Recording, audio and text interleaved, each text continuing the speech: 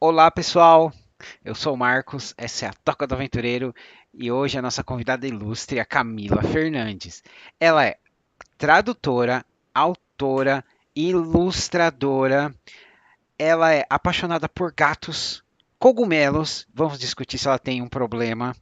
Natureza, fotografia, arquitetura, comida, literatura e mais.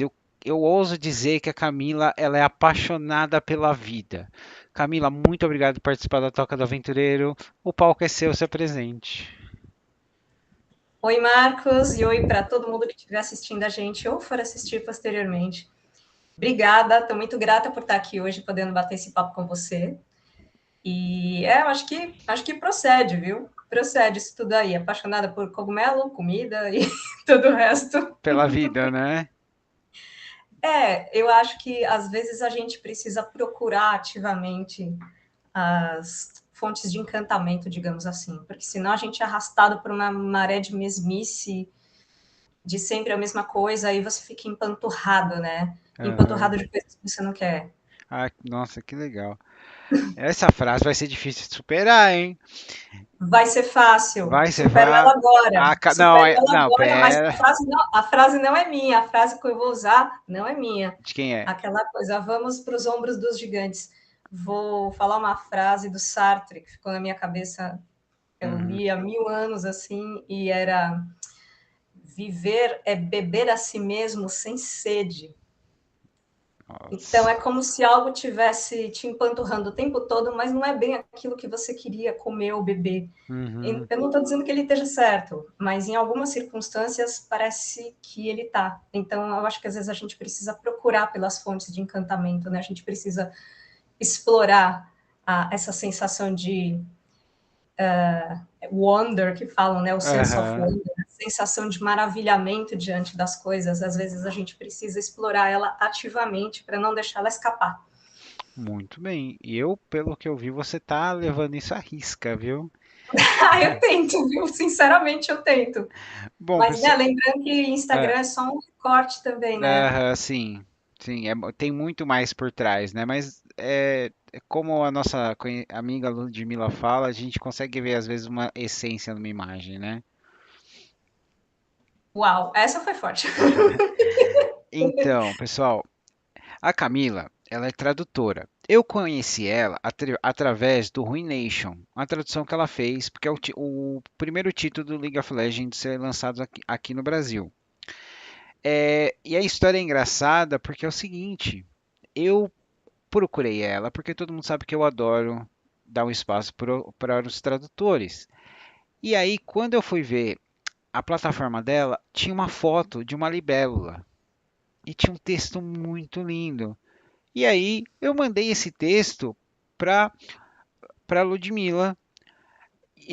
E aí, a Ludmilla, que já esteve aqui no canal, que é tradutora de Discworld, falou duas coisas. Ela falou: eu conheço a Camila, ela é uma pessoa maravilhosa, você vai adorar conversar com ela. E ela, eu acabei de desenhar uma libélula e me mandou a foto.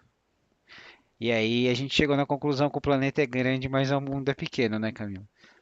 Eu adoro essa, faz todo sentido. Então, pessoal, mas ela também, a Camila, ela é escritora. Ela escreveu O Reino das Névoas e ela também escreveu o, como é que, ai, perdão, o Jornadas isso. extraordinárias a vidas distantes. Obrigado, porque eu não estou entendendo a minha própria letra. Temos isso em comum. Então, e é claro que você é uma artista, você faz artes lindas, maravilhosas, né?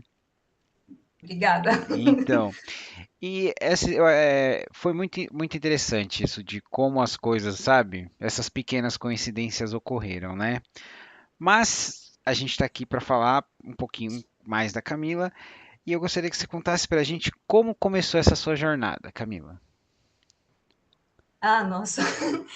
Eu acho que, pensando como escritora, que é uma coisa que, de certa forma, eu sempre fui, mas com muitas aspas nesse sempre, né? Eu Uhum, acho que todo mundo que começa a querer contar histórias, primeiro ouviu ou leu histórias muito boas. uhum, Tão boas que tão boas que você queria fazer parte daquilo, você queria também ser alguém que cria essas histórias para deixar os outros tão fascinados quanto você fica, né? Uhum, Então, começa na infância, acho que como a maioria das pessoas, lendo muito, tendo acesso a livros, felizmente eu tive. uhum, Eu estudei numa escola pública bem normalzinha e, tipo, por muitos anos eu era a única criança que eu conhecia que gostava de ler, tirando as minhas irmãs, que eu sou caçula, e todo mundo em casa gostava de ler. Então, esse foi um hábito que uhum. eu trouxe de casa, né? A gente leu coisas que eram para criança também, tipo Monteiro Lobato. Eu sei da característica deplorável da escrita dele hoje em dia, mas naquela época eu não percebia isso. Eu acho que eu Eu também filtrava, não. eu via só a parte, Mágica. Tem uma a parte mágica no sítio do Pica-Pau Amarelo. A gente tem que ver a gente tem que ver com o olho analítico, sim, mas vamos olhar, vamos absorver com o coração de criança. A boneca toma vida, se casa com um porco.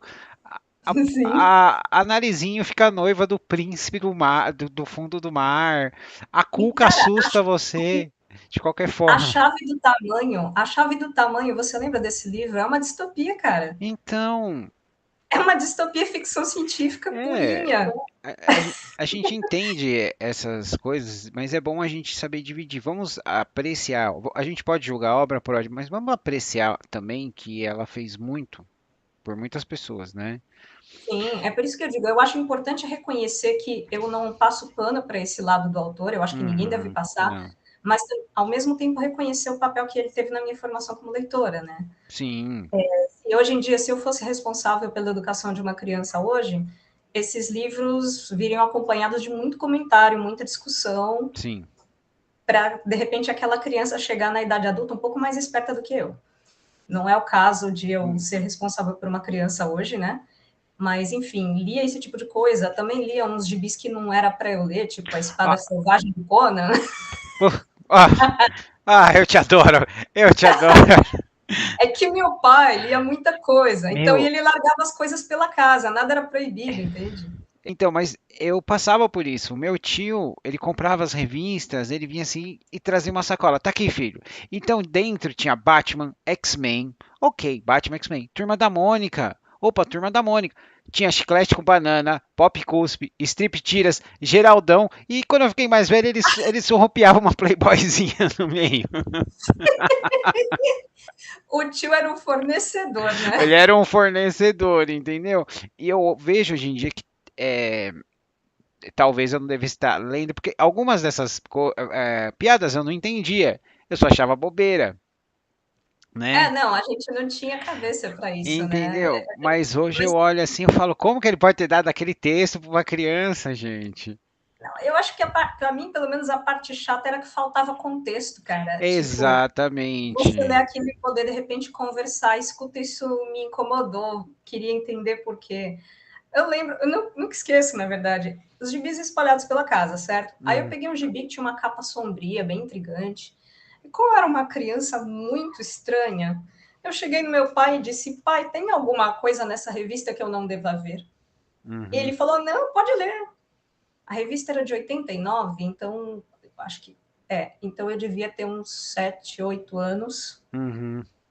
Era nada menos do que a revista de uma guerreira que é violentada por um demônio e jura vingança. Era Marada, Estava. Mulher Louca. Meu Deus, eu queria falar, era Amarado ou é a. Porque eu ia falar quase que eu falei a Red Sonja, mas a Red Sonja ela foi atacada por soldados, né? Então, não, mas tipo, porque assim, de fato é um puta gibi legal, Com certeza. mas eu não daria para uma criança de 8 anos. Não, também, Não, com certeza. aquilo exige preparo. Aquilo exige preparo. E meu pai, não, Então, lê aí, não, pode meu pai, eu até, olha, daqui a pouco, por pouco eu não falo pra você fazer um exame de DNA, porque o meu ele chegava assim, pegava, ele tinha os clientes dele, falava, faz tempo isso, gente, começou a abrir locadora, né? Aí o cara não tinha o dinheiro, ele falava, pega uns filmes aí. Aí meu pai chegava com aquela, só que assim, ele trazia o filme de locadora, então tinha um nome na caixa. E era a caixa de locadora, não tinha foto do filme, né? Uhum. Né? Então, tipo assim, eu cresci assistindo com essa sua idade, 89, ó, 89, pá. Alien, O Oitavo Passageiro, Predador. Aí teve um. Ah, não, mas esses eu É, adorava, sim, adorava. aí, mas teve um dia que a minha mãe chegou e falou: Para de trazer essas coisas, traz um desenho para as crianças. Aí meu pai falou: Ó, dá um desenho aí. Aí o cara Aí seu chegou: pai trouxe heavy metal. Não, heavy metal teria sido bom. Ele trouxe Fogo e Gelo do Roy Thomas Halfback com a arte do Frank Fezetta. Mano do céu, tanto tempo que eu não ouço falar desse desenho. Então, né? Aí depois Fogo falou: e Você gelo. falou para trazer um desenho pro menino? Mas é assim, Camila, tá vendo? É coisas que a gente fala que não é apropriado, mas tipo assim, moldaram a nossa personalidade também, né? Eu acho que Também, com se eu toda não certeza. passasse por essas coisas, eu acho que eu não gostaria do humor ácido do Discworld. Eu não li ainda, eu estou me devendo essa leitura, mas então nem posso comentar. Mas Ah, de uma maneira ou de outra, todas essas coisas ficaram na gente, com né? certeza. Por bem ou E por mal, por bem ou por mal. E por bem agora ou por mal. eu queria Chegou o pedir. momento. Desculpa, Ah, pode não. falar. É, eu peço para você, porque você já deu vários conselhos, mas eu queria que você desse um conselho para jovens artistas, tradutores, autores.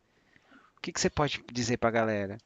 Cara, eu acho que a gente está num momento muito complicado, porque ele parece que é um momento de transição, mas é uma transição sem fim, né? É uma Uhum, transição contínua, em que estão chegando as tecnologias de inteligência artificial, uhum, fica aquele receio de que alguns trabalhos vão ser perdidos, por outro lado, sempre vai haver quem valorize aquilo que é mais artesanal, né?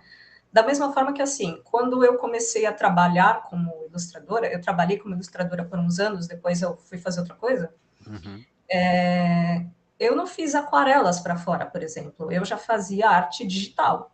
Era Photoshop, às vezes eu desenhava à mão, escaneava, hein? E escaneava. pintava no Photoshop. Mas o Photoshop e outras tecnologias digitais não mataram a aquarela, Uhum, certo? não, Ainda existem excelentes aquarelistas, muito sim. solicitados. Se o mercado para eles reduziu, eu acredito que reduziu sim, mas eu já não acompanho o mercado de ilustração tem um tempinho. Hum. Então, assim, eu acho que muita coisa está mudando e vai continuar mudando, mas algumas coisas vão continuar as mesmas. Então, é difícil dizer o que um jovem autor deve fazer, o que um jovem ilustrador deve fazer. Hoje em dia, pelo que eu percebo, uma coisa que dá muito certo, pelo menos para você expandir o seu raio de ação e se fazer conhecida por mais gente, é fazer arte de fã. Porque a arte de fã, as pessoas multiplicam ela por você, né? Você faz um desenho de um personagem que todo mundo adora e ele corre a internet. Se ele corre a internet, é bem possível que ele caia diante dos olhos de alguém que pode te contratar. Muito bem. Quando eu era ilustradora, não tinha rede social. Tinha o Orkut, depois de um tempo teve o Orkut, né? Depois de um outro, Era o MSN, depois o Orkut. depois de mais um tempo teve o Facebook, e aí Uhum, as pessoas começaram a usar para divulgar e usam até hoje, né? Mas hoje sim. em dia você tem redes mais fortes do que o Facebook e Uhum. redes mais voltadas para o visual, como o próprio Instagram, né? Embora eu acho que ele também está perdendo espaço por conta do TikTok. E É, aí entram os vídeos de pessoas pintando, os vídeos de pessoas desenhando. Então, eu acho que hoje as suas ferramentas para expandir seu alcance são maiores, mas ao mesmo tempo a concorrência é imensa. uhum. Porque às vezes alguém que pode até não ter um traço tão bacana consegue criar uma forma mais legal de se divulgar. Um vídeo mais interessante, uma coisa mais participativa. Às vezes não é tanto a arte, mas é a personalidade do artista também, né? Exato, mas isso vale, acho que para todas as áreas, porque aí entra Uhum. o tal do carisma, né? Sim, verdade. Uma coisa que, assim, eu sei que vai soar muito amargo, mas eu de fato acredito nisso. Talento e sucesso não estão necessariamente interligados. Eu conheço muita gente talentosa que está quase desistindo daquilo que se propôs fazer porque não consegue espaço. Uhum. E pessoas que podem ou não ser igualmente talentosas, mas conseguiram encontrar, sei lá, uma entrada num universo um pouco mais popular, ter mais alcance, falar com as Uhum. pessoas certas, e isso é uma forma de sucesso. Aliás, nenhuma crítica aqui, tá? Porque você deveria, sim, pelo menos espiar as portas que se abrem para você. É que às vezes a gente esmurra uma porta e ela não se abre. Nossa, cara, cada frase tá saindo aqui. Mas não é verdade. Às Não, vezes eu você está concordo esmurrando com uma porta, você. cara, e você fala, sei lá, quem É, tem que matar para entrar nesse universo, né? então, Camila, mas a questão é que você não é professora também, não? Porque Não. não é o que você está falando, mas é a forma que você está falando. Porque a gente vê o pessoal falando o que você está falando, mas a gente vê gente berrando, protestando, apontando o dedo. Você simplesmente está expondo uma realidade, né? Eu já dei aula de pintura digital, mas foi em outra vida. Agora, para autores, eu acho que o buraco é um pouquinho mais embaixo até, porque Hum, assim, a maioria das pessoas sabe que está entrando num ramo que dificilmente vai ser o seu ganha-pão. Não deveria ser assim, né? A gente deveria ver a escrita e a escrita de ficção, inclusive, como uma profissão de fato, porque ela exige de você a mesma dedicação que uma profissão de segunda a sexta, 8 horas por dia, sim. se não mais. E aí você tem que fazer isso nas suas horas vagas, né? Você troca, às vezes, sei lá, um momento em família, assistir um filme, ficar de bobeira no sofá, fazer um esporte, sei lá, você troca isso por escrever. Quantas vezes por semana, né?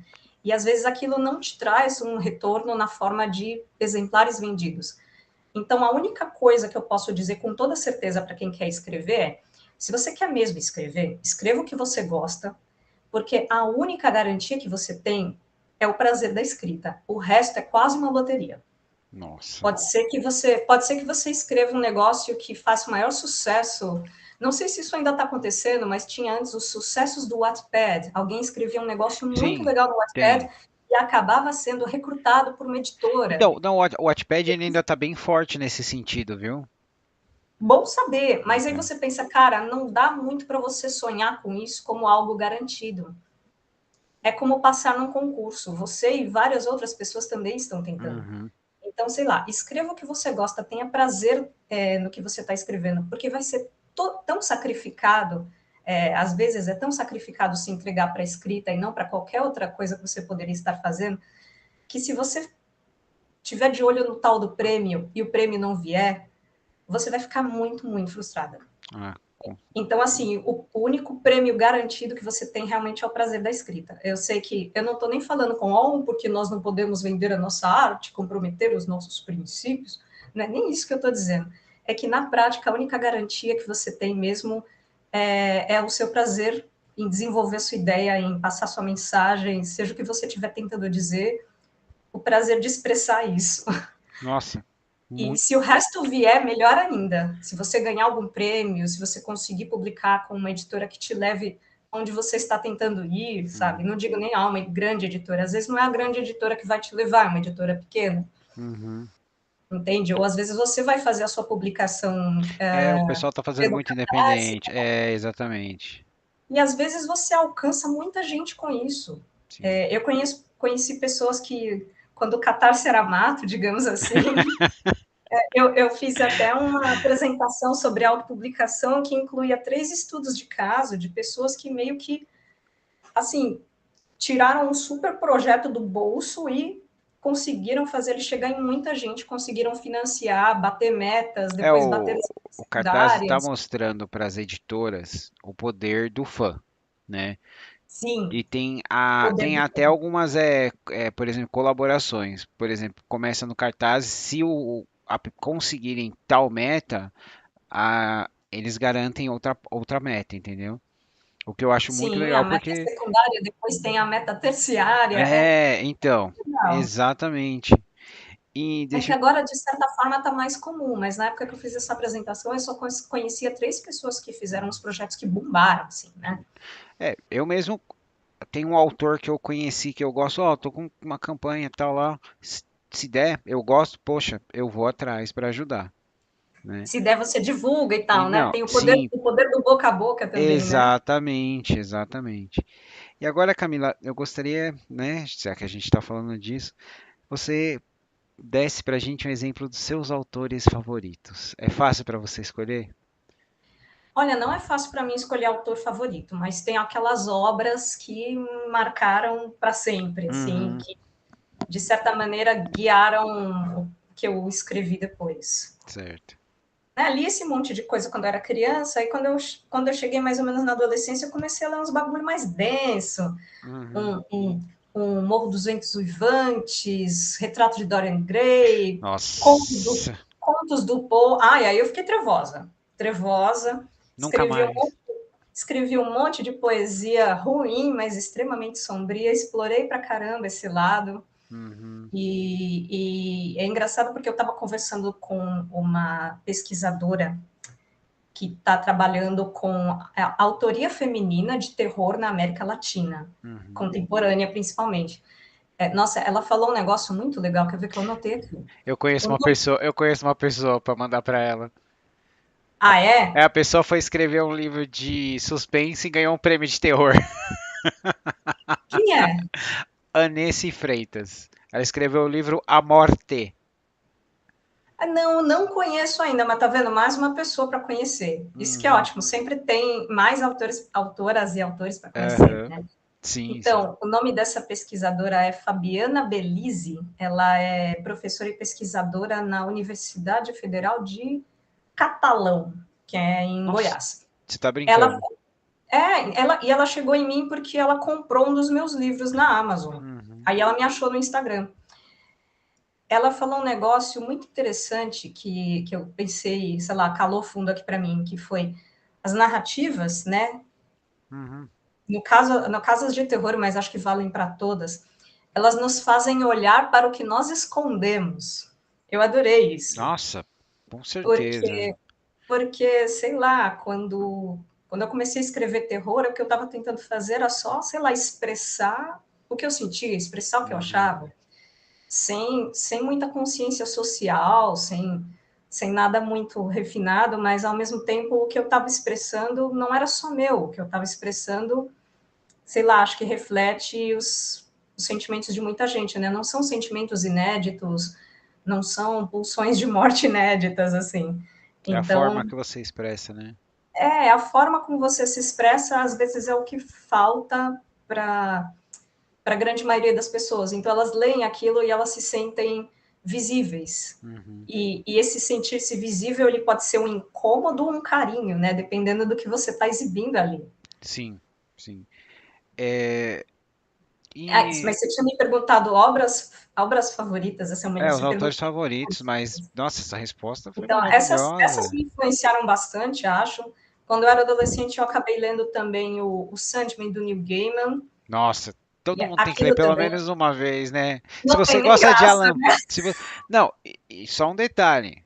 Se você gosta do Neil Gaiman, ele era o melhor amigo do Terry Pratchett, o cara que criou o Uhum. Discworld. E tem um documentário que eu falei que eu nunca mais vou assistir esse documentário na vida, porque o Neil Gaiman ajudou o Pratchett no final da vida dele, né, a terminar a obra. E ele fala, meu amigo morreu 6 meses tarde demais, né? E o Pratchett mandou o Neil Gaiman destruir tudo que tinha do Discord para ninguém dar sequência. Caramba, Imagina o peso de você da promessa que você fez pro seu melhor amigo, destruir o que ele criou, para que ninguém tomasse as rédeas. caramba, realmente é uma escolha difícil. Eu atendo ele, eu atendo os fãs, né? Não, claro que você atende ele, né, meu? Claro que você Exatamente. atende ele. Eu Mas nunca é uma mais vou atitude conseguir difícil. assistir esse documentário. Nossa, deve ser É, pesado. é pesado, é pesado, é pesado. Ele é mais pesado que aquele desenho do Estúdio Ghibli dos vagalumes lá. Vixe. Tá vendo? Vixe, Pensamos igual. Aquele é. caramba, não, esse desenho é um dos que eu não tenho coragem de ver duas vezes. Eu vi uma Aham, vez. Não tenho coragem de ver uma duas vez só vezes. e acabou, porque você sabe que se você assistir de novo, você vai morrer desidratado, porque não existe tantas lágrimas no seu corpo uma segunda vez. Nossa, não existem. Então, Mas aí, enfim, né, li isso e com certeza aquilo virou minha cabeça, porque uhum, quando você lê Sandman, sei lá, pela primeira vez, e se você nunca leu nada parecido, como era o meu caso, acho que eu fiquei muito encantada com a forma como ele misturou referências, misturou mitologias, misturou um monte de sei lá, temas Uhum. e criou uma coisa que é nova e familiar ao mesmo tempo, né? E eu pensei, pô, de certa forma, o Monteiro Lobato tinha feito isso quando ele Sim. trabalhou muito com mitologia e folclore, embora eu acho um mistério por que, que a gente chama um de mitologia e outro de folclore, porque para mim são os mitos e lendas de povos e Nossa, países. essa é uma pergunta excelente. É porque Eu eu tenho acho que é uma coisa que uma é definição colocada na técnica, gente, mas né? Mitologia é o que tá fora, folclore é o que tá dentro daqui pra gente, né? E a gente às vezes não eu acho que associa. o folclore, então, acho que também faz parte do folclore aqueles pequenos hábitos que a gente às vezes herda de vó, né? Ah, não Uhum. deixa o chinelo virado para cima, caiu um garfo no chão é visita de homem, caiu uma colher é visita Exato. de mulher, Cai umas uma coisas faca, assim. vai dar briga. Vai dar briga porque você tá derrubando os talheres no chão. Eu acho que essas pequenas coisas também entram no folclore, né? Uhum. Mas enfim, mitos e lendas de um povo, ou de vários povos, e você consegue explorar isso com, sei lá, com graus variados de respeito pelo material original, né? Uhum. E você consegue criar muito a partir disso, como, Sim, sei lá, usando como uma semente que você vai, sei lá, regar com as suas referências particulares, né? sim. Então, nenhuma obra vai sair igual a outra, mesmo que elas partam da mesma fonte. Aí eu fiquei muito fascinada com aquilo. Ah, um desenho. A gente está falando aqui de desenhos inapropriados. Tem um apropriado que é muito legal, com certeza você viu, que é o Último Unicórnio. Claro, você tem o último unicórnio você tem que assistir pelo menos uma vez, porque provavelmente você deve ter chorado no final, né? Ah, quando eu era criança, eu assistia, eu fiquei tão, esse unicórnio. Aí eu saí desenhando unicórnio Uhum. para todo lado. E aí, só que eu demorei muitos anos para relembrar aquilo e falar, nossa, isso aqui é um livro, né? Fui atrás do livro. E sim, Uhum. é um dos meus livros favoritos da vida, a ponto de, tipo, eu não tenho nem coragem de ler outras coisas do Peter Spiegel, porque aquilo para mim já é tão perfeito que eu não Você não sei o quer que estragar, né? Não, é, cara, eu entendo. é como se você tivesse ido no show da sua vida, da sua banda favorita de todos os tempos, e você não quer nem ir a outro, porque nenhum pode ser melhor que aquele. Hum. Mas, assim, ao mesmo tempo é uma coisa boba, né? O cara escreveu Não, tanta coisa e eu não li. não, eu entendo você. É porque às vezes existe uma obra que o autor está numa sintonia que ele nunca vai escrever nada igual, né? Você Eu pega acho que tinha. outros trabalhos e você fala, não é a mesma coisa. Não sei se é porque esse mexeu comigo, né? Aí você passa para alguém fala, não, esse aqui realmente está melhor. Tem alguma coisa aqui que a gente tá diferente deste, né? O problema é que, no fim das contas, não é, o que importa não é só a história que está num livro, mas a história que você tem com ele, né? Uhum. É uma coisa, por exemplo, sabe a Marina Colasanti? Não, perdão. Bom, é uma autora brasileira, já com décadas de carreira, mas ela não é autora de literatura fantástica. Acontece que ela escreveu muitos contos de fadas autorais. E os Hum, contos de fadas dela têm aquele fundo, um fundo psicológico, por assim dizer. Eu li um hum. conto dela perdido numa revista quando eu era criança e o conto nunca me saiu da cabeça, mas eu nem sabia quem era a autora, sabe? Não memorizei o nome. Anos depois, já adulta, eu achei um livrinho de bolso dela, que era um espinho de marfim e Nossa. outros contos. O espinho de marfim, no caso, era o chifre de um unicórnio, tinha um unicórnio na capa. Eu, ai, unicórnio, quero! Né? E folhei, eu falei, filha da mãe, eu sei, eu conheço essa autora, eu conheço um conto dela. Então, assim, Aí tem uma. você consumiu tudo. Não, eu fui ler e achei maravilhoso o livro. Então, Uhum. eu tenho uma história com o livro também. De repente, se você lê o livro hoje, você não acha tudo isso, porque ele talvez não represente para você agora o que ele representou para mim naquele momento.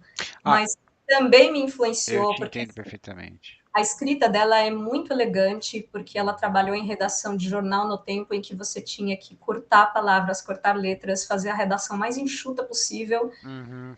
E era tudo analógico, né? Não tem essa de, vamos espremer um pouquinho, vamos esticar um pouquinho. Não, era sempre o mesmo tamanho, as letras tinham o mesmo tamanho, os espaços eram os mesmos. E ela trabalhou em redação de jornal, então a escrita dela é muito enxuta, muito elegante, não tem nada sobrando.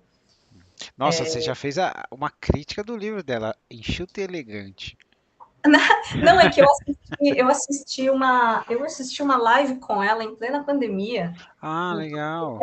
ela contou uma das poucas lives que eu assisti, assim, porque tinha live Pra de tudo. todos Tinha os live pra tipos, para tudo. todos os gostos, né? Mas eu falei, nossa, eu tenho que assistir com ela, eu tenho que assistir. Uhum.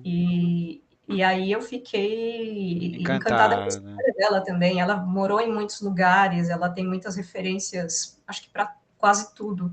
Uhum.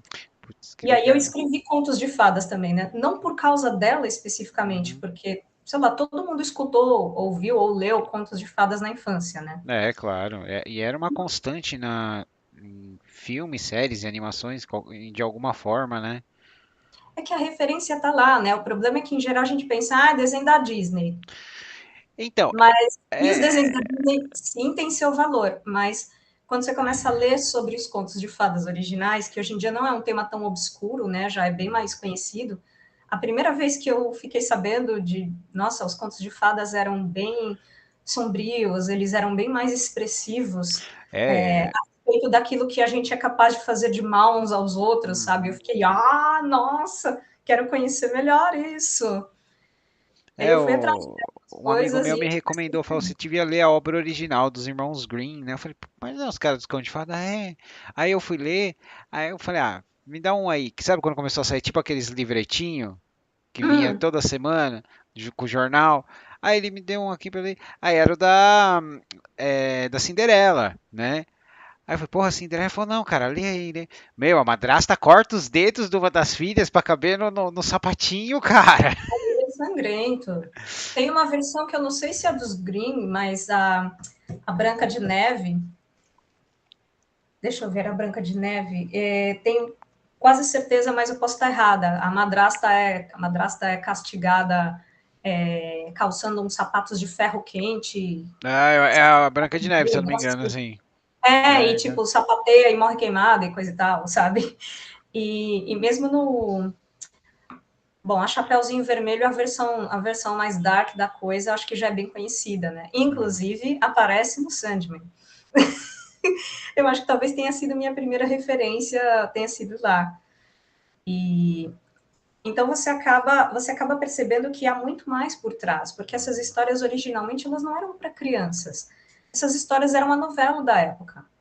Elas Sim. expressavam, sei lá, todos os anseios e medos das pessoas comuns. Tanto é que, assim, um tema muito comum, que é o pobretão ou pobretona que casa com um príncipe ou princesa depois de cumprir missões, digamos assim, depois Aham. de trabalhar muito. Cara, qual que era o prêmio máximo na vida de uma pessoa que não tinha chances? Casar bem. Casar bem era o prêmio máximo. Casar com alguém com mais poder aquisitivo que você, que poderia te dar uma vida boa e, de preferência, ser um parceiro ou parceira amoroso, era o final perfeito. Mas também nem todas as histórias terminam assim, né? Não. Nem todos os contos de fadas são sobre isso. É. O que eu achei mais sombrio, o que mais me chocou foi o da Pequena Sereia. É, É aquele. é o, Eu não vou dar muito spoiler, gente, mas né? o lance das pernas não é tão simples, tá? Não, e outra, o Anderson, os contos dele eram autorais. Uhum. Então, pelo que eu percebi, assim, eles expressavam de maneira geral um grande desânimo interior dele, apesar de toda a atmosfera mágica de encantamento e Aham. tal, tinha uma tristeza profunda naquele homem. Que é bom ter esse feedback, tá vendo? É, Camila, deixa eu te perguntar, qual que é o seu processo? Você tem Meu seus pequenos processo, rituais ou meu nada? processo é por caos, é por caos. Porque, assim, são processos diferentes. Por exemplo, para escrever os contos de terror dos meus livros, que são histórias mais curtas, com tramas bem mais simples, era sentar e escrever. Nossa, apareceu uma ideia na minha cabeça e Uhum. eu tô com muita vontade de realizar essa ideia. Aí eu sentava e escrevia. Na hora que desse, podia ser o horário que fosse do dia, e se eu tivesse disponibilidade, eu sentava e escrevia. No meio do expediente, o que fosse. Agora, para escrever um romance, tipo o Jornadas, o Uhum. processo foi bem mais metódico e exaustivo, porque é uma história bem complicada, ela se passa em vários lugares, em várias épocas da história da humanidade. Uhum. Então, assim, primeiro a escaleta mais básica de todas, com uma pesquisa preliminar. Depois, vamos desenvolver um pouquinho isso daqui. Ah, buracos na pesquisa. Vamos tapar os buracos na pesquisa. Uhum. Pesquisa um pouco mais. Agora vamos desenvolver bonitinho, com todos os detalhes que uma narrativa merece para ficar interessante, apetitosa e tal. E à medida que você vai escrevendo, você entra num labirinto, porque você fala, nossa, mas já existia isso nessa época e nesse lugar? Será que isso aqui era papel, papiro, pergaminho, tabuleta de argila? Ah, achei um documento, né? Tipo, nesse documento, qual era a mídia, né? Qual era o Uhum. meio em que ele estava escrito? Então, É, aparecem essas pequenas coisas. E se você gosta de ficção histórica detalhista, como é uhum. o meu caso, você fica maluca. Eu entrei num labirinto que chegava uma hora que Não, eu eu não imagino. O conseguia mais pessoal tá escrever. chegando, o pessoal tá chegando em casa, a Camila tá em casa, ah, ela tá escrevendo. Quando chega, você tá com um crazy wall assim, com os negócios ligados, isso vai aqui, isso vai aqui, isso vai Ah, aqui. tipo, Ninguém, mas que é isso no chão? Não murder pisa, wall. não pisa. Murder wall é, murder wall. Não, acho que a vantagem no caso é que tudo meu é digital. Aham. Quase tudo é digital. Às vezes eu até penso, nossa, adoraria ter aquela foto da pilha de livros que eu usei para fazer pesquisa, mas não tem. A maior parte da pesquisa eu fiz com livros que já estavam digitalizados, tipo livros muito velhos que já estão digitalizados e jogados em domínio público, Uhum. ou com artigos acadêmicos. Nossa, artigos acadêmicos dos historiadores me ajudaram demais, porque eles escrevem, às vezes, sobre umas coisas tão hiper específicas que era justamente o que eu estava querendo. Ah, eu adoro ver aqueles documentários do History Channel, tecnologias antigas, esse tipo de coisa.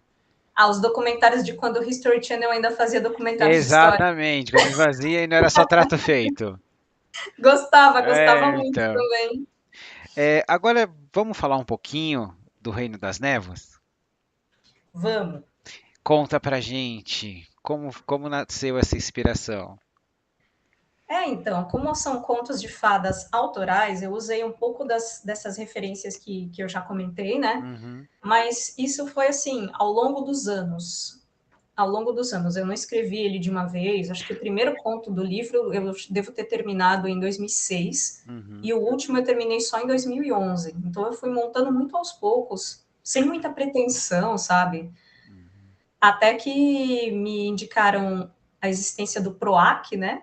Que era o Programa de Ação Cultural da Secretaria de Cultura do Estado de São Paulo.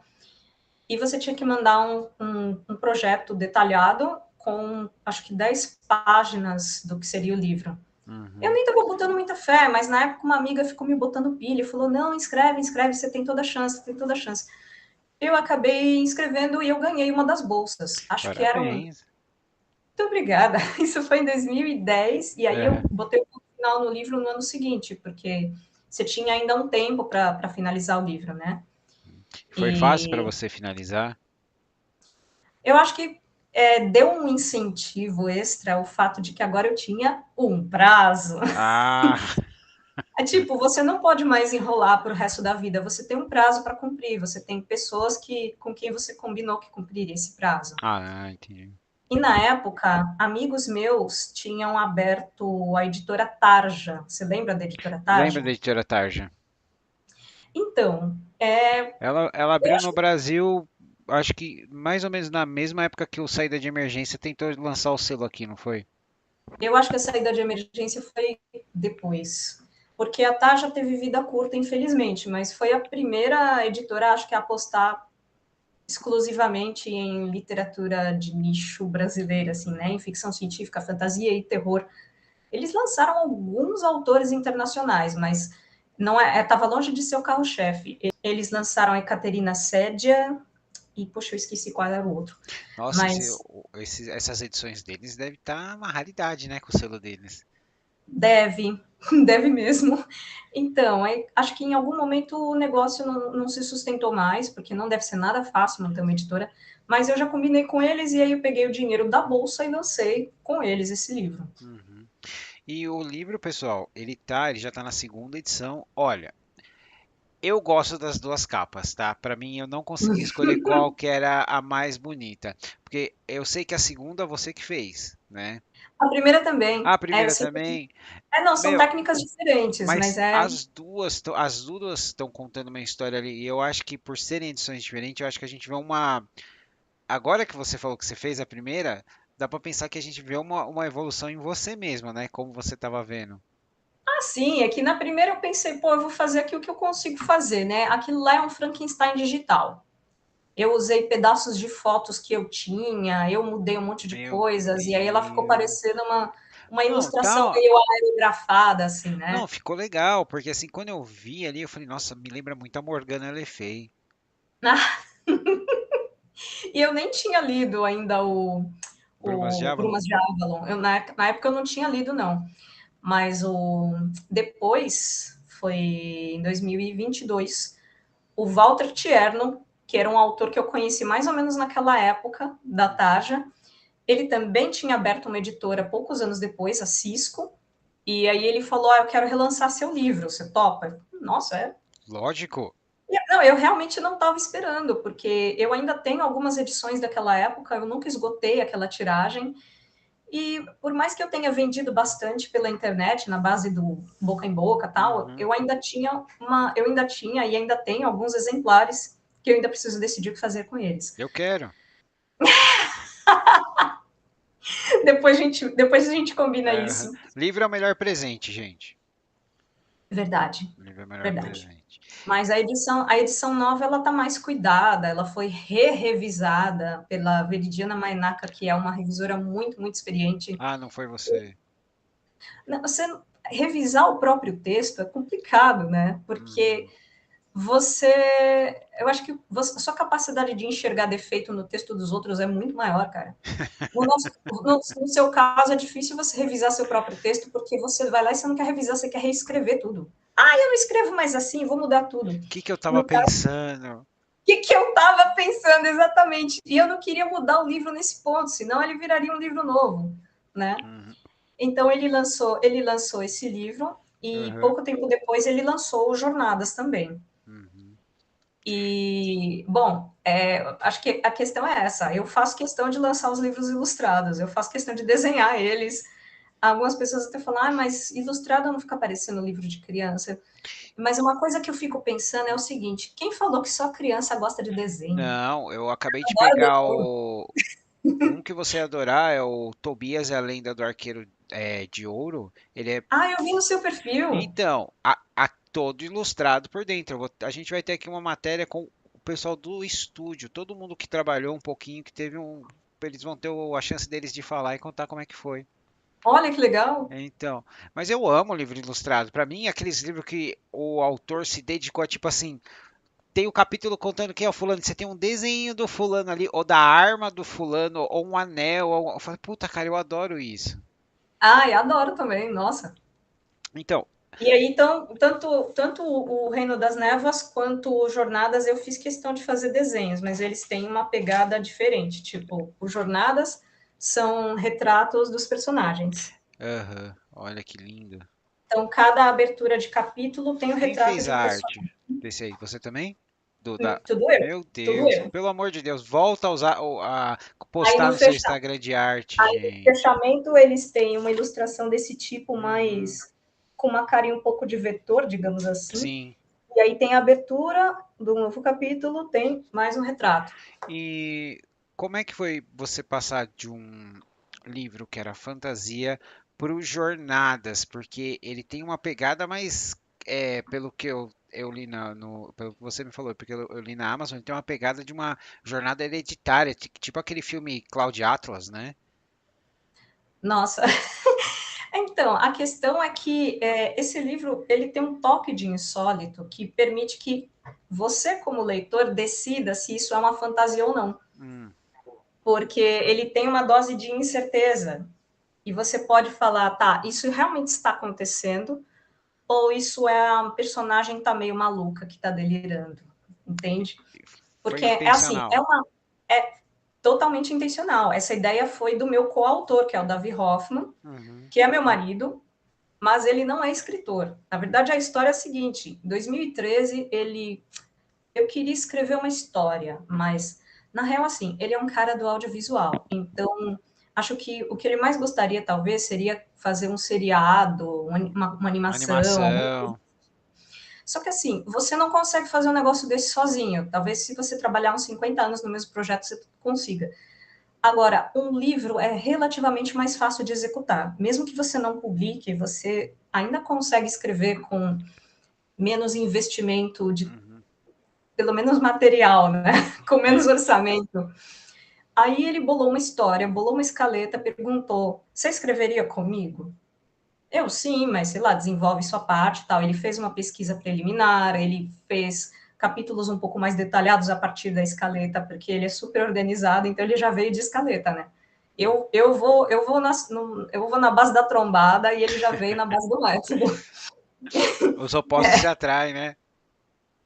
Ou não, ou ele se opõe, né? Mas É assim, nesse é assim que funciona, senão não tem graça.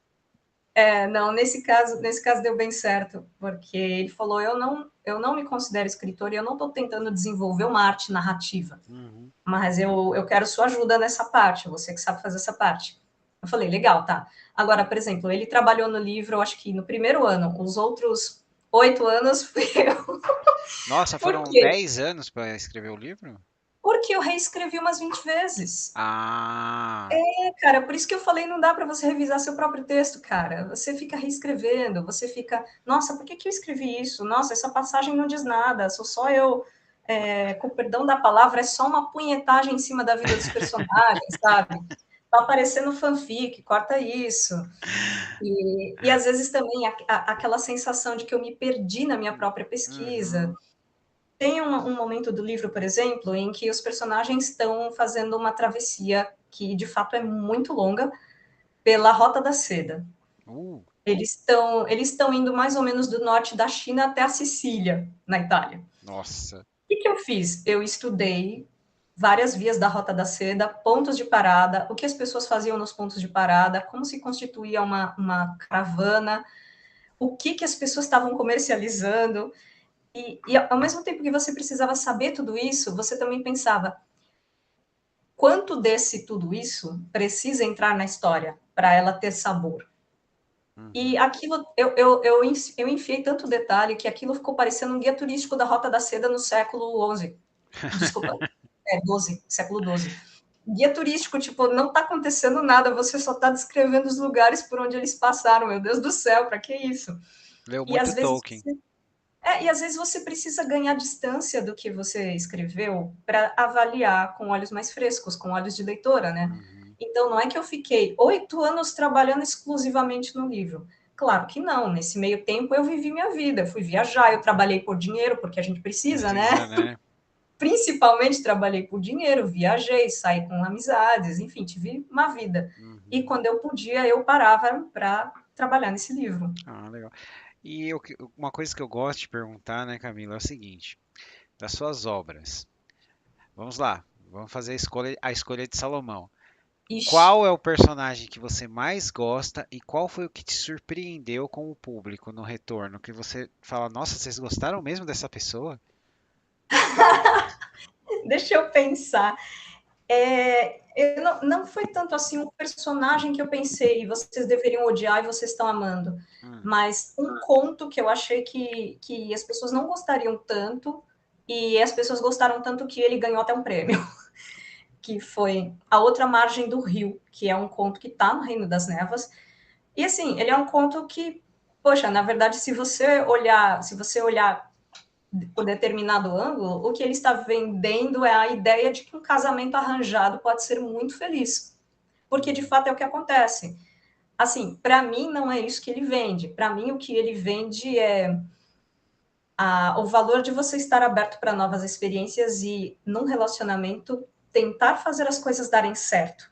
uhum. Porque nem tudo funciona à base de paixão e fogo no rabo iniciais, né? As Essa, coisas essa é uma frase que eu quero numa camiseta. Tá.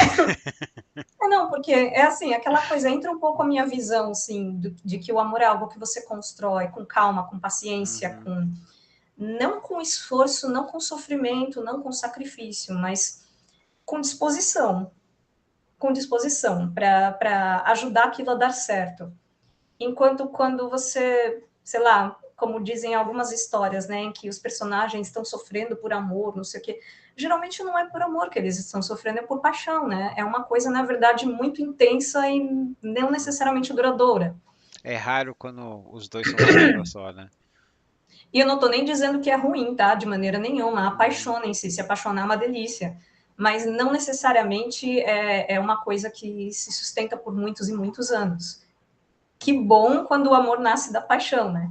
Então, no caso dessa história, é uma história sobre duas famílias que resolvem fazer um negócio casando os filhos que não se conhecem. Uhum. E aí acontecem várias coisas. O cara, no caminho do casamento, o cara sofre um acidente, ele perde a visão, ele chega na festa de noivado, ele está cego, o pai Nossa, dele. você estava escrevendo um conto ou uma novela mexicana? Ah, eu gosto muito de explorar esse lado não tanto do trágico, mas tipo, olha o que aconteceu com você, o que você vai fazer a respeito? Da E aí diversidade. ele descobre na noiva dele uma pessoa que está disposta a encarar aquilo, que não se abala e fala, dane-se, vamos encarar isso daí. Só que, além de tudo, ela é meio bruxa.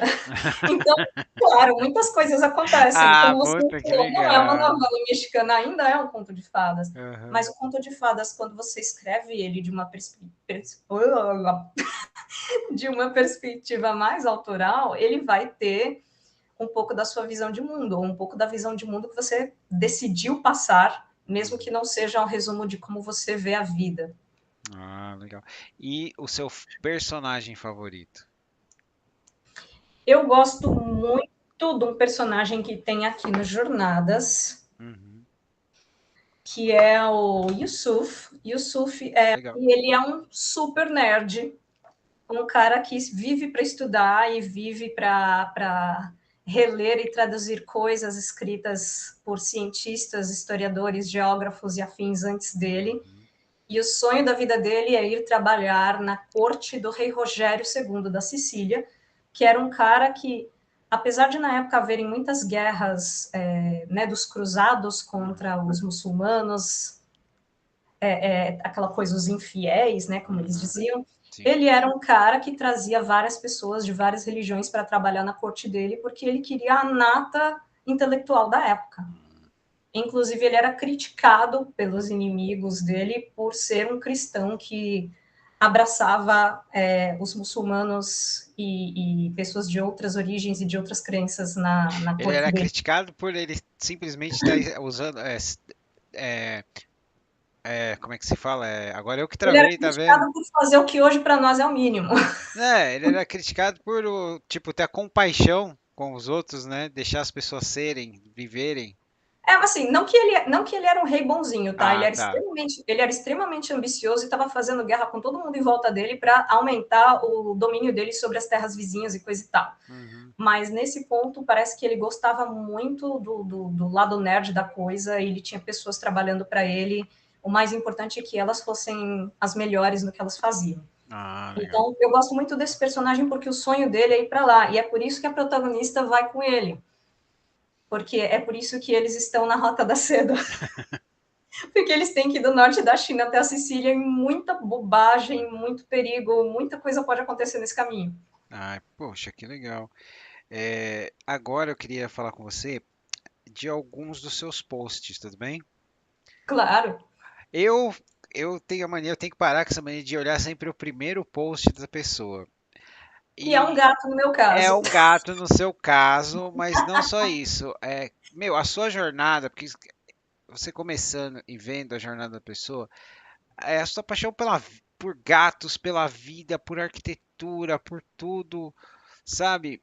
É incrível. Eu gostei muito de ver detalhadamente ali. Mas aquele gatinho lá, fala pra gente dele, já que ele é o seu primeiro post. Aquele gatinho é da minha sogra. Acontece que ele é muito fotogênico. Ele E é quando. fotogênico. Eu acho que a explicação é essa. Ele é um gato, primeiro de tudo, e ele é Aham. fotogênico. Quando eu entrei no Instagram, eu entrei principalmente para poder ver as fotos dos gatos das pessoas, minhas amigas. Me mostraram, eu falei, nossa, legal, tem um monte de foto de gato, eu posso ver os gatos de vocês. Então eu vou entrar. Aos poucos eu expandi para ver perfis de ilustradores, gente que posta muita arte, arte, arte, arte. E aí você começa a seguir as pessoas que você conhece, algumas que você não conhece, mas que postam coisas que te interessam. Legal. E deixa eu te perguntar, é, por que essa obsessão com cogumelos? Ah, cara, os fungos são demais, pensa bem. Eu acho. Nossa, é até difícil explicar, mas eles estão em tudo, por bem e por mal. Eles são comestíveis, eles são tóxicos, eles são alucinógenos, eles te dão problemas de pele, mas eles também brilham no escuro, Uhum, sabe? Dependendo, obviamente, da espécie. Eles são muito variados, muito variados. E eles são algo que não está lá nem cá, né? Eles parecem plantas, mas não são. Eles têm uma fisiologia muito especial. Eles uhum, têm a rede que é o micélio, né? Que seriam as raízes, com muitas aspas, dos cogumelos, feitas de filamentos finíssimos, microscópicos, que se expandem por debaixo do chão.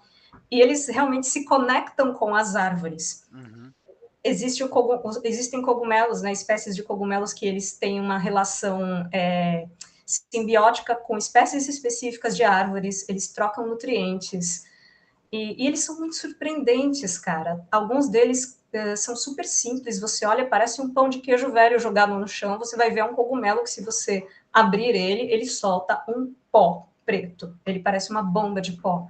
Na verdade, são os esporos dele, né? uhum, Então ele solta aquilo no ar e essa é a forma dele se reproduzir. Os esporos funcionam como sementes, né? sim. Tem Nossa, cogumelos que criam uma haste gigante, uma pontinha, e de repente ele forma uma renda em volta de si. Parece um véu, parece um crochê. Alguém falou, uma amiga minha até falou assim: ah, esse é o cogumelo botijão de gás da vovó, né? Porque tem uma capa de crochê em volta. gostei dessa, gostei dessa. Não, porque eu tava vendo, né? Eu falei, nossa, ela adora cogumelos, tudo. Mas teve uma coisa que me veio na cabeça. Eu fiquei pensando assim, se, se acontecesse com ela o que aconteceu com o Super Mario, aquele filme teria acabado muito diferente. Eu não vi esse filme, então não peguei a referência, me perdoe. Não, porque Pode o contar a história. Mario, ele vai parar no reino mágico dos cogumelos, onde tem alguns cogumelos que são pessoas, são as pessoas. Eu fico imaginando você chegando lá, Minha, minha. Bom, depende do cogumelo, né? Isso é uma aham, coisa que eu tô tentando aprender muito aos pouquinhos, assim, com muita paciência e sem nenhum risco, porque eu sou aquela pessoa chata, precavida pra caramba, que toma cuidado com tudo. Mas, por exemplo, dá para você aprender a fazer o reconhecimento de espécies silvestres comestíveis. E eu descobri que o Brasil tem muitas. Isso é uma coisa que, sei lá, 2 anos atrás eu não sabia. uhum, Ah, por exemplo, tem esse livrinho que é um guia de campo, né? Do Jefferson Tim, que é um biólogo acho que do Rio Grande do Sul, e aqui ele mostra várias espécies, como reconhecê-las, as que mais podem ser confundidas com espécies tóxicas. uhum. Algumas eu já identifiquei, mas até hoje eu só tive coragem de comer uma que eu tinha É, melhor não certeza. arriscar, né? Melhor não arriscar. Sim, sim, eu não Uhum. sou muito assim de correr riscos, eu sou chata pra caramba, eu sou aquela pessoa muito, muito prudente a ponto de ser chata. Olha, eu não sei se eu concordo com você, tá? E um dos seus Em posts. relação a ser prudente ou os cogumelos serem incríveis? Ah, não, os cogumelos são incríveis, sobre a parte da prudência. Mas, por exemplo, eu acho que talvez você devesse pensar no futuro em fazer um livro sobre fotografia, sobre as suas viagens. Porque você tem fotos lindas, você e seu marido, né? Porque é uma dupla ali. Uhum. Mas teve uma que eu não sabia disso, eu até fui pesquisar, do São Jerônimo Penitente, que ele é o padroeiro dos tradutores. Eu não sabia disso. E a sua Sim. foto tá muito legal do lado dele. Ah, porque tem a foto dele passando fome e depois a foto dele depois que recebeu o pagamento do Freela, né? Todo chique. Tem dois. Bom, tem muitos quadros de São Jerônimo, né? Mas eu tenho certeza que esse está no meu perfil em algum lugar. Tem Sim, um você tá quadro do que ele está lado lá. dele, você tá do lado dele, sim. Pois é. É o padroeiro mesmo. Eu não sou católica, mas esses símbolos são interessantes, né? Ele foi um tradutor da Bíblia, né? Uhum. Então faz sentido ele ser o padroeiro dos tradutores. Ah, que legal. Não, eu dei uma pesquisada e falei, nossa, eu não sabia que existia o padroeiro dos tradutores. Olha que vergonha. Cara, acho que se você pesquisar direitinho, existe padroeiro para Pra tudo. tudo, pra tudo. Uhum. Então, é, deixa eu te perguntar, teve alguma tradução pela qual você se apaixonou? Ah, nossa, várias, várias. Uma que eu gostei muito, muito, muito de fazer está aqui na minha mão. Essa aqui é Damas Noir. Ela saiu pela Dark Side e eu gostei muito dela porque ela tem autoras de diversas origens. Ah, uma coletânea. São todas autoras anglófonas, mas autoras de diversas origens Hum, étnicas, de diversas culturas e com referências particulares muito específicas, né? uhum. E são contos, então cada uma tem seu estilo. Então, no mesmo livro, eu tive que viajar por vários estilos bem diferentes entre si. Tem gente graúda aqui, né? A própria organizadora é a Joyce Carol Oates. No final do livro tem poemas da Margaret Atwood, tem vários e vários nomes. E esse daqui foi muito legal de fazer, porque me permitiu conhecer várias autoras que eu não conhecia, só de, às vezes, nem de nome, ler muita coisa diferente ao mesmo tempo e explorar vários estilos, porque a ideia é a gente, em geral, né, dependendo de qual seja a proposta da editora, em geral a ideia é você tentar emular o estilo do original, só que na Uhum. sua língua. Sim, e entrando nisso que você falou, tem uma coisa que eu tô achando muito legal das editoras, que eles estão escolhendo a pessoa específica para você vai traduzir esse autor, sabe? Essa série vai ser sua. Então, por exemplo, quando você pega um livro, você fala, que nem, pô, opa, esses livros foi a Camila que traduziu. Já a gente já conhece o ritmo dela. Oh, legal, Mas tal. às vezes você acaba virando tradutora oficial, não oficial, digamos assim, né? Por exemplo, na Morro Branco, eu sei que a pessoa que traduz os livros da Ursula Le Guin é sempre a mesma tradutora. Uhum, Então, assim, acho que eu imagino seja alguém acostumada já com o estilo da autora, né? Alguém que conheça bem a obra, ou, como acontece com frequência, a gente vai estudar a obra da pessoa na hora, tipo, ah, nunca ouvi falar. De repente, eu vou começar a pesquisar a respeito. Se bem que nunca ter ouvido falar da Úrsula, acho difícil, né? Mas e- estou só dando um exemplo de algo que pode acontecer. Eu traduzi alguns livros que não saíram ainda, e é uma pena, ah, porque nesse isso acontece vários. muito, Nesse né? caso, eu não posso falar deles. Ah, Mas, por exemplo, ah, muitas coisas que eu traduzi para Wish me hum, deixaram felicíssima, porque elas trabalham muito com duas coisas que eu gosto, que é livro velho e contos de fadas. Elas resgatam livros em domínio público, assim, da obscuridade, quando eles têm uhum, boas qualidades e tal, elas fazem uma super triagem, assim, elas não vão publicar qualquer coisa só porque entrou em domínio público, não é assim que funciona. uhum. Elas fazem uma curadoria muito atenta de Elas temas, garimpam bem, né? garimpam pra caramba, as edições são bem caprichadas, não só no visual, que é o que mais salta aos olhos, Uhum. mas na qualidade do texto também. Ah, que Eu legal. faço muita coisa para elas. Teve o Contos Nórdicos, que é uma coletânea de contos para contos, em Peraí, geral, de é países. aquele contos dourados da mitologia nórdica, é esse? Não, é só os melhores contos Ah, tá. nórdicos. Então não é esse que eu tenho. Não é esse que eu Aí tenho. depois teve os melhores contos celtas. Teve alguns livros assim, nossa, livro de partir o coração, que é o Beleza Negra, que eu tinha lido Ah, quando eu era nossa. criança. Eu tinha lido quando eu era criança, não sei nem quem traduziu a edição que eu tinha, né? De partir o coração esse livro, É, nossa. nossa, muitos deles são, né? Porque é, Brisa Negra sofre demais, meu. É tipo, é um sofrer. É que nem Caninos Brancos, Esse eu não li, mas não sei qual é. né?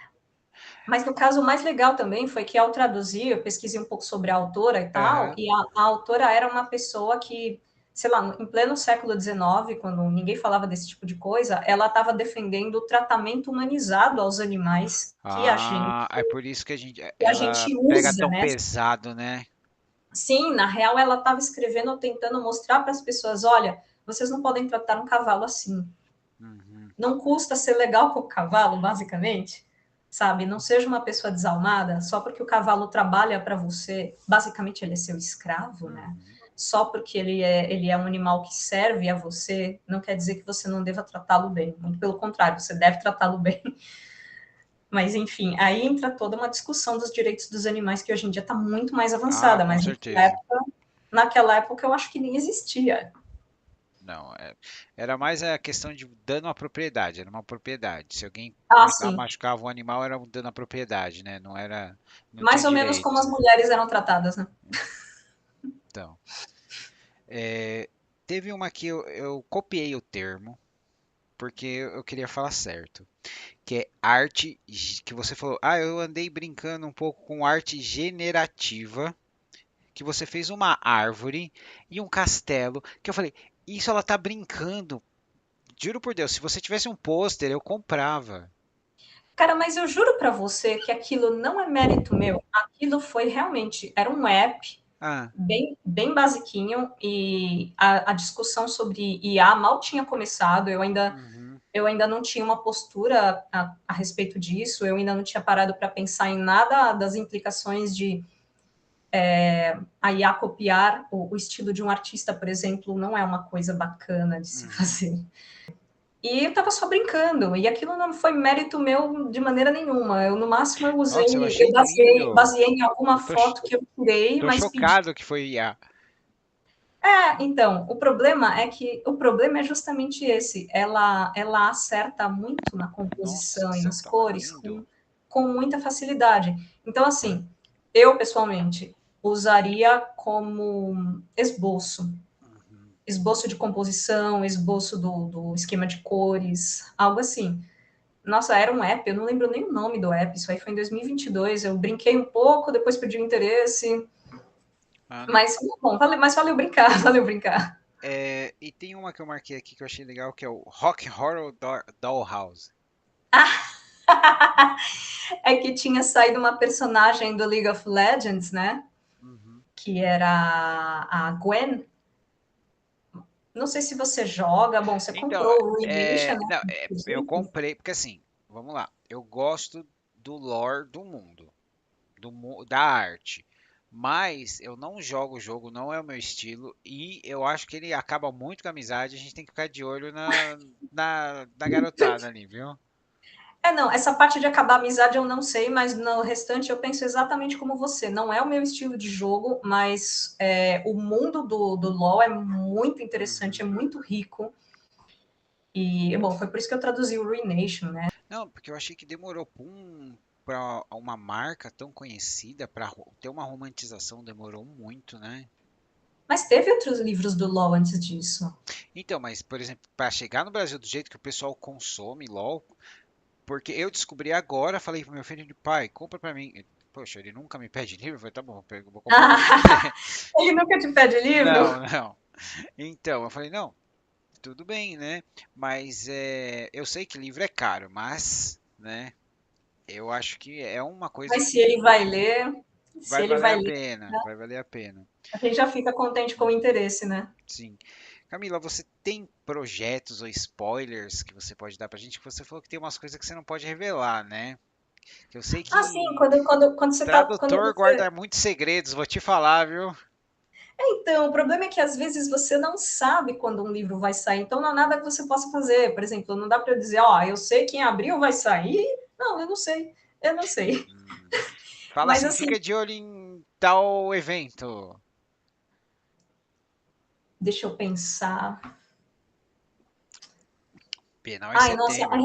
realmente a gente não fica sabendo muito, a não ser Aham. que a gente sonde um pouco a equipe interna das editoras, a gente não fica sabendo. Uhum. E eu não tenho tido tempo para sondar. Alguns livros eu sei que, tipo, faz anos que eu traduzi e eu acho que eles não têm previsão de saída.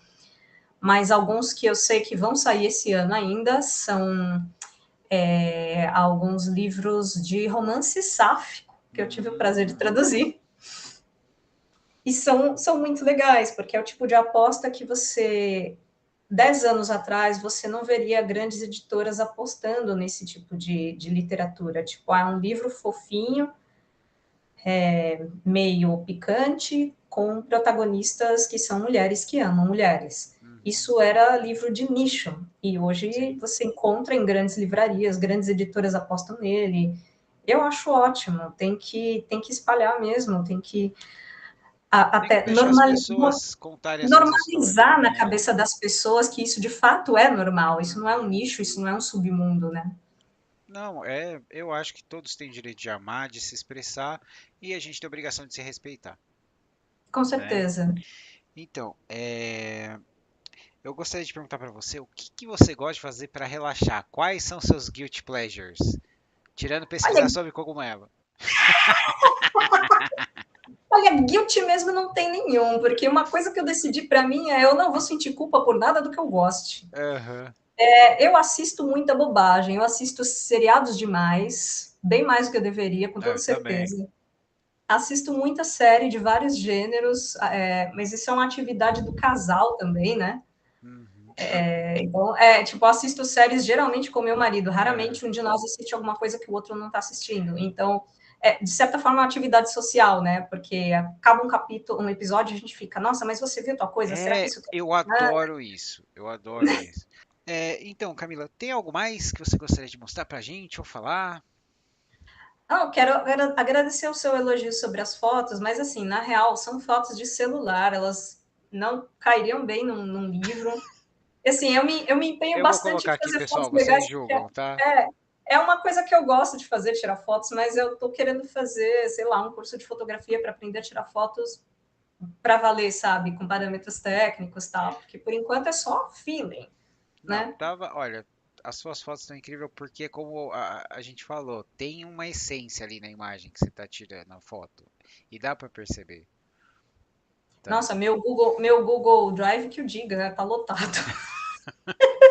Tá lotada, porque é aquela coisa, você tira 90 fotos e uma fica boa e você posta, entendeu?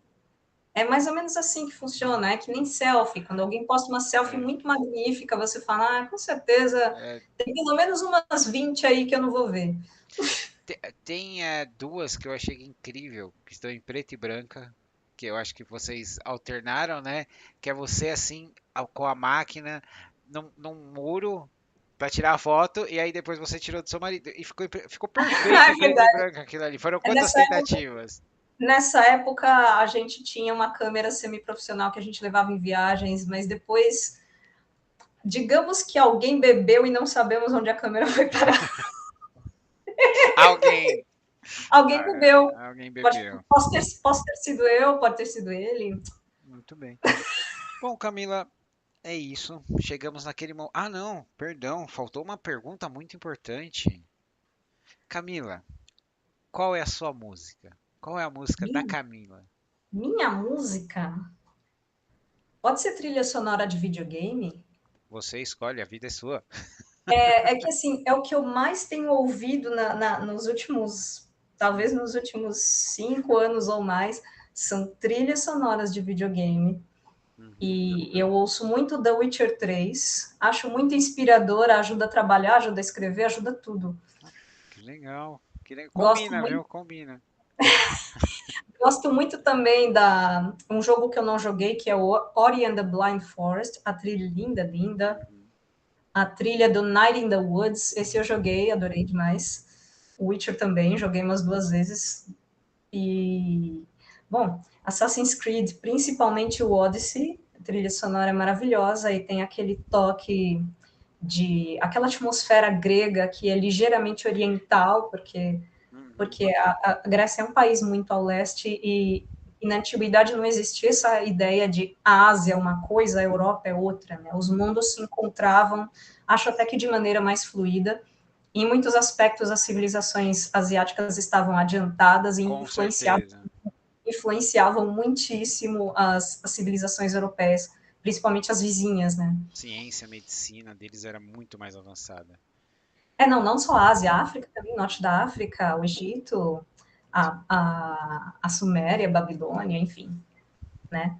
E depois os fenícios, enfim, não tinha essa coisa, eles são asiáticos, nós somos europeus, né? Uhum. Éramos todos estrangeiros, digamos assim, Sim, na terra de alguém, né? exatamente. Mas Então eu, tem uma vibe muito legal, tem uma atmosfera muito legal. Agora, uma que eu ouvi direto e me rendeu um elogio super inesperado foi a trilha sonora de Princesa Mononoke. Claro. Eu ouvi aquilo direto quando eu estava escrevendo O Reino das Névoas, mas eu não tinha comentado isso com ninguém. Uma vez uma colega minha leu e falou, por acaso você gosta dos desenhos do Estúdio Ghibli? Eu gosto, nossa, essa trilha sonora tal, do John Hisaishi, acho que é esse o nome dele, que fez várias trilhas do estúdio, né? Nossa, eu ouvi isso direto, né? Ela, nossa, bem que eu achei que tinha tudo a ver, mas, meu Deus, maior elogio da vida. Nossa, que Tinha tudo legal. a ver, é porque ela tinha lido o meu livro, né? Eu falei, nossa, tem tudo a ver. Nossa, que legal. É, tem um do Estúdio Ghibli que eu gosto, que assim, ele não ficou muito bom na história, mas tem uma música linda que é o Contos de Terra-Mar. Ah, sei, eu não assisti esse, mas Então, eu não assisti justamente por ter uma noção de que ele ele não não faz muito paga. jus à original. Ele não paga, mas é legal, mas a música é linda. A música é linda. Tá, E, vou conferir. bom, agora sim, nós chegamos naquele momento, que é o que eu chamo de Momento Karine, homenagem à nossa querida Karine Ribeiro, que é onde você deixa a sua frase para o universo. Você já deixou muita coisa boa aqui, gente.